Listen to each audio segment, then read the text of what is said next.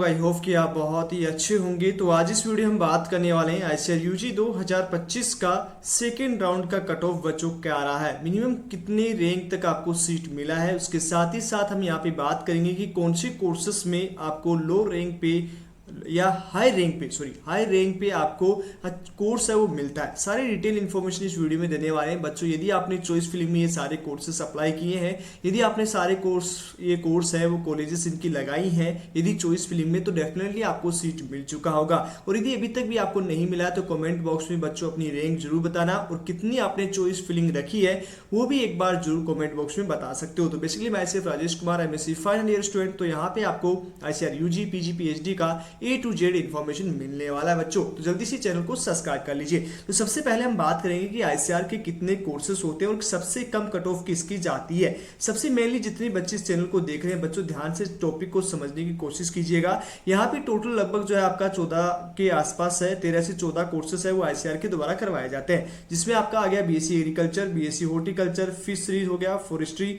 उसके साथ ही साथ आपका डेयरी के कॉलेजेस, आपके बीटेक के कोर्सेस आएंगे, जिसमें B Tech dairy technology, agriculture engineering आ गया, उसके बाद फूड टेक्नोलॉजी एंड उसके साथ ही साथ sericulture and biotechnology, community science. Okay, and then हम बात करें बीटेक आएगी एंड उसके साथ ही साथ आपका फूड न्यूट्रिशन एंड डाइटिशियन। ये इस तरह के कोर्सेस है वो आपके आईसीआर में करवाए जाते हैं। फिर से मैं एक बार रिपीट कर रहा हूँ, BSc agriculture, horticulture, fisheries, forestry and BTech में आएगा BTech agriculture engineering, dairy technology, food technology and उसके साथ ही साथ कल्चर, नेचुरल फार्मिंग एंड उसके साथ food and nutrition, community science, BTech biotechnology. ये सारे कोर्सेस है बच्चों आपके करवाए जाते हैं आईसीआर के थ्रू। ओके, अब यहाँ पे कितना सेकंड राउंड में मिनिमम कट ऑफ रहा, कितनी रैंक तक, अब किस कोर्स का रहा। ओके, अब यहाँ पे जनरल कैटेगरी की बात करेंगे, ईडब्ल्यूएस की बात करेंगे, ओबीसी एनसीएल की बात करेंगे, एससी की बात करेंगे, एसटी की बात करेंगे।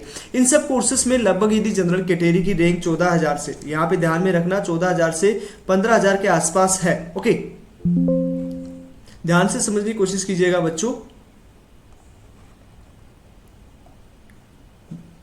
हाँ जी, अब यहाँ पे यदि आपका 14 से 15,000 की रैंक के आसपास, इसमें कौन सा आपको कोर्सेस मिला होगा, तो कम्युनिटी साइंस का course and BTech biotechnology and उसके साथ ही साथ नेचुरल फार्मिंग, ये 3 कोर्सेस है बच्चों।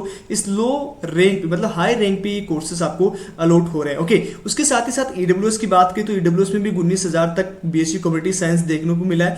ओबीसी एनसीएल की भी 19.5 मतलब 19,500 तक रैंक तक जो है बच्चों बीएससी कम्युनिटी साइंस का सीट अलॉटेड हो रहा है। ओके, सेंट्रल यूनिवर्सिटी की बात करें जहां पे 100% सीटों पे एडमिशन लिया जाता है, या आप स्टेट यूनिवर्सिटी की बात करो जहां पे भी आपका एडमिशन होता है, बट यहाँ पे इतनी लो रैंक पे एडमिशन आपका हो रहा है। मतलब यदि आपकी इसके सराउंडिंग यदि इन कोर्सेज को यदि आपने चॉइस फिलिंग में रखा है तो चांसेस रहा है कि आपको सेकंड राउंड में मिल जाएगा। यदि आपको नहीं मिला है तो थर्ड फोर्थ राउंड तक आपको सीट अलॉटमेंट हो जाएगी बच्चों, इसलिए पैनिक नहीं होना है।